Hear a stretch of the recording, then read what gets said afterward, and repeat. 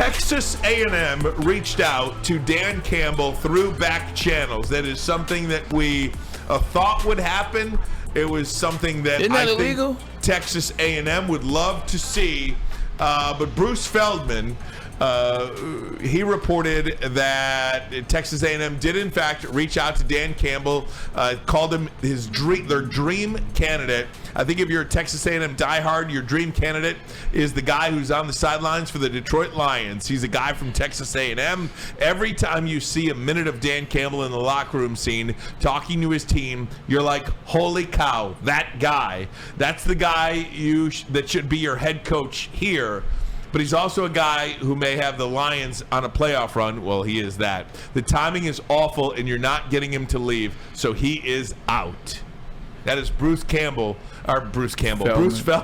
A shout out to you, Bruce Campbell. I do know Bruce Campbell, but Bruce Feldman on Rich Eisman's show. Dan Campbell is not going anywhere, but it does speak to something, Bray. Any opening, you are going to want Dan Campbell, or you're going to want a Dan Campbell disciple, for lack of a better way to say it. That is the culture that he and this Lions organization has kind of instituted now here in Detroit. Yeah, if you're a college institution like Texas A&M, who's going through things right now, Dan Campbell, and the way in which he's gone about building up the identity of the Detroit Lions and building a family, building everybody buying in together, nobody believing that they're better than the next guy.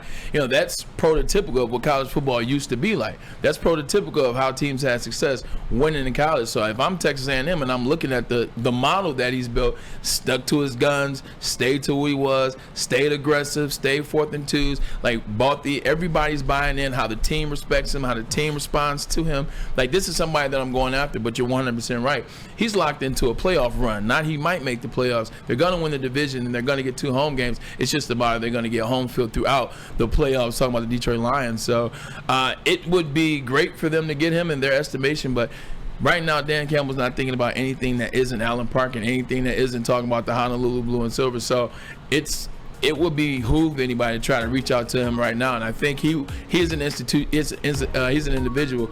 He would take that as disrespecting when you reached out to him. But at the same time, if I'm Texas A&M and I have this money and I'm trying to hire a coach, I'm reaching out to everybody that I want, and it doesn't matter when the time is, because somebody's going to take a nibble of that apple. Dan Campbell's just not the one.